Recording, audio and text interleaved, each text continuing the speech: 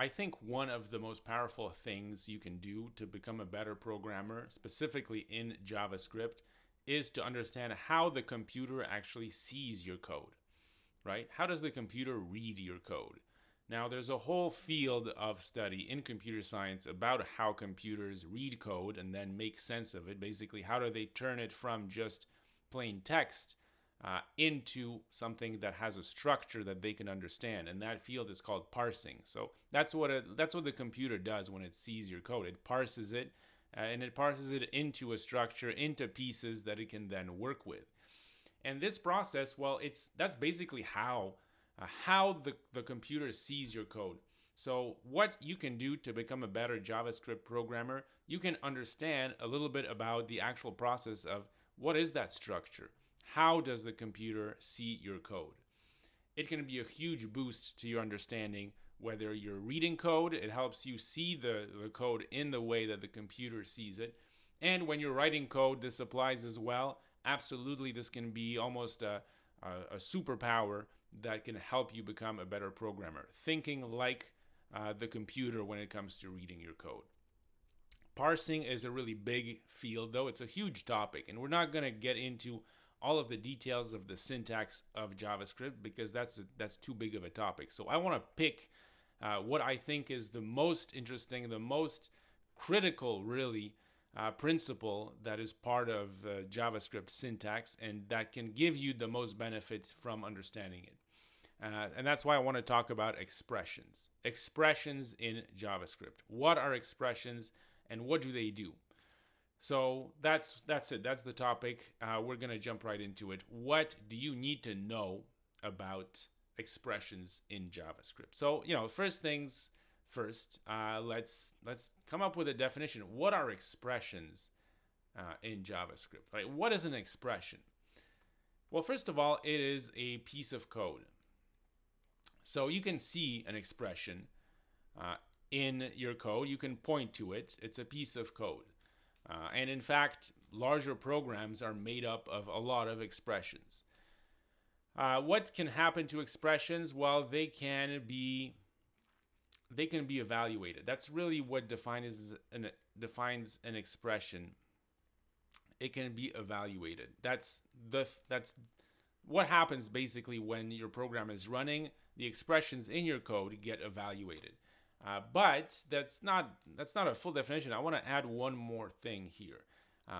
Expressions can contain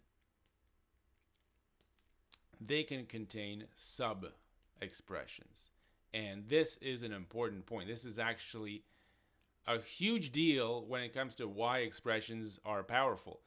It's because expressions can contain other expressions inside of them. That's all that means. A sub-expression is just a way of saying an expression that's inside of another expression. Let's look at some examples, right? Because we need to see what we're talking about here. And you'll see that it's actually, it's pretty simple. So expressions are things like this. So a plus b, that is an example of a simple expression. It is a piece of code. You might find this somewhere in your code. It evaluates to a value. That's the whole point of writing a plus b, is you want the computer to come up with the value of the result. And this expression contains sub expressions. So is that true? Are there sub expressions in here? Well, actually, yeah. So this whole thing together, like this whole thing is an expression, and specifically, it's a binary operation. Now, the word binary here, it doesn't come from binary code or anything like that. It comes from the fact that we have a binary operator in the middle.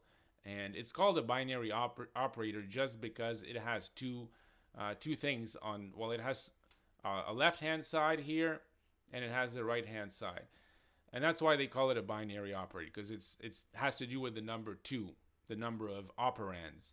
I think it's a little bit of a bad name because you can mix that up with binary as in the ones and zeros, but it's not actually about that at all. So a bit of a confusing choice of phrasing, but that's what we get in computer science. Okay, so this is a binary. Well, I was going to write binary operator, but I really mean to say this whole thing is a binary expression. Now let me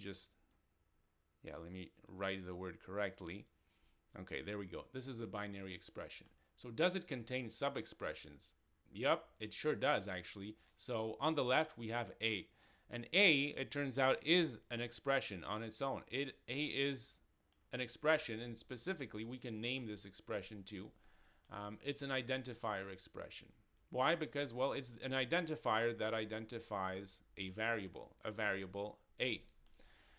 And that will, well, that won't have any other sub-expressions inside of it. I mean, it's literally just the identifier A. So we don't have a sub-expression within that. But you can imagine that how will that expression get evaluated? Well, with a variable identifier, it's simple. It's going to be evaluated with the result of the value that's stored in that variable. And just for completion, let me add here that this is also an identifier. So we have a binary expression with two sub-expressions. They're identifiers. So I don't want to get too complicated here, but I do want to show you some more. Because, yeah, we have operations like a plus b, and we have things like function calls. So taken together, this whole thing here. So what do we have here? We have fetch, and then these brackets that suggest that it's a function call. So that's what this actually is. It's a function call expression. I'm going to have to abbreviate the word expression because we're going to write it a few times here. But this whole thing taken together, it's a function call because that's what's happening in the expression. A function is being called. Are there sub-expressions here? There sure are. And we can start with the one on the left. This fetch here, well, just like the A and the B that we had above, that's actually also an identifier. Why? Because it refers to something by the name of fetch. This could be a variable that contains a function, really. I mean, variable, it could be a function that was defined under that name with the function keyword. But effectively, that really acts like a variable that has a value of a function inside of it. So it's the same kind of expression. This is a sub-expression, which is an identifier. Now on the right here, we have these brackets, and inside we have the arguments that we're passing into the function call.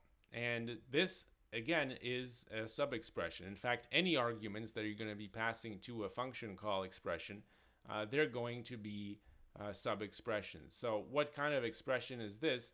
Well, actually, this is a pretty simple one. It's a string. And one word that we use a lot of the time for expressions that are just a value, if they are literally just a value, like this thing is literally a string that is just there in the code, we call it a string literal. Why do we call it a literal? Well, I don't know where they came up with this name, the people who came up with this name, but the way I see it, yeah, I mean, it makes sense. It's literally a value. So whenever you have literally a value right there in the code, that's a literal. And specifically, this is a string literal. And if we want to make this complete, then we could add the word expression, because what this is a string literal expression. Now, I have another one here. This is a very simple expression. It's just a value. Well, actually, like the string we just saw above, we know that this is a number, and because it's placed literally as is in the code, we can call this a number literal expression. Okay, cool. There's more actually. Let's look at some more examples here, because there's everything basically. I mean, not everything. We saw there are some things are not expressions, but a lot of stuff in the code is composed of expressions, and they can be nested, they can be combined in all kinds of ways. So here's another example. What do we have here? What kind of expression is this? Well, this thing here, this dot actually is our hint, while this is a property access. Now, there are a few names for these expressions you might find. So I like to call this a property access expression because you're accessing a property.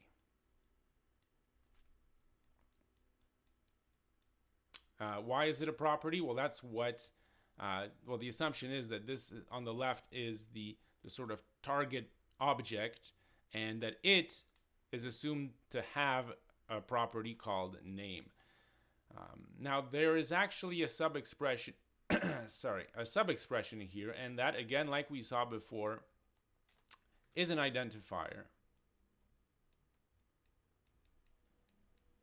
And there's like a little bit of a nuance here, because this name here, it's a property name, and it's not exactly an identifier, because you're not going to be looking, when the code is running, it's not going to be looking for a variable called name.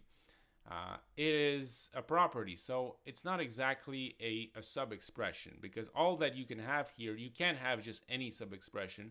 Specifically, you can only have a string like this, a string with, I mean, it's not exactly a string, it's like an identifier. So it's not a sub-expression, because to be a sub-expression, you would need to be able to put any other expression, to substitute any other expression in there.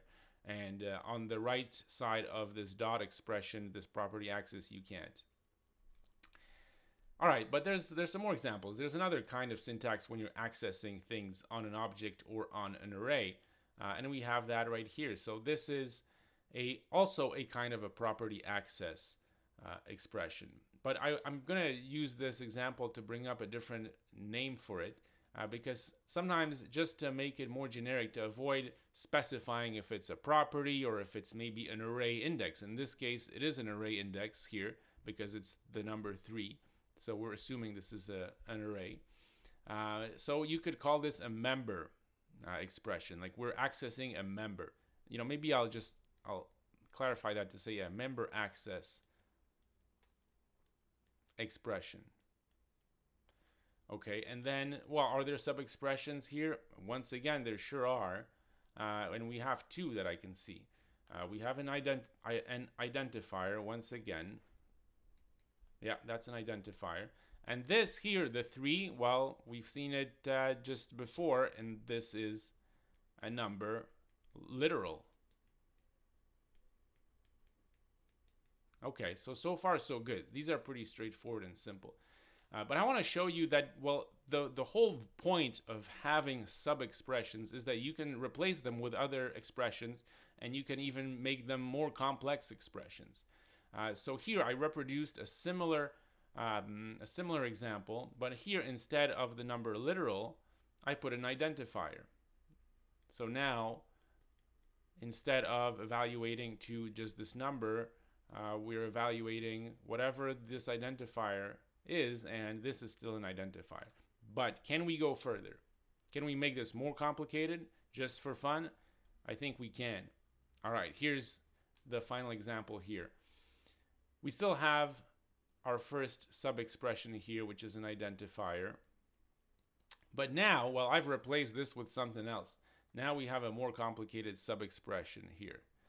And what kind of sub-expression is that? Well, this should be familiar, actually. This is a function call expression.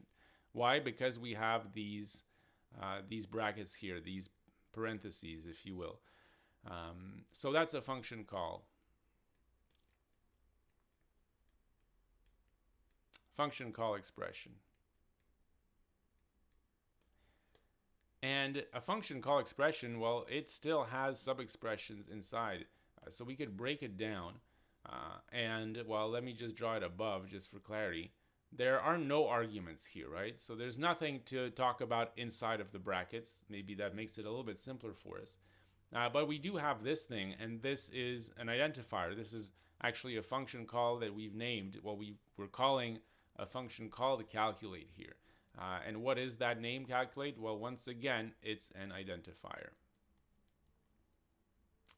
Cool. So this is a good way to illustrate that actually we could take this here and put anything, any kind of expression in there. It could be a variable as an identifier. It could be a function call. It could be any other stuff.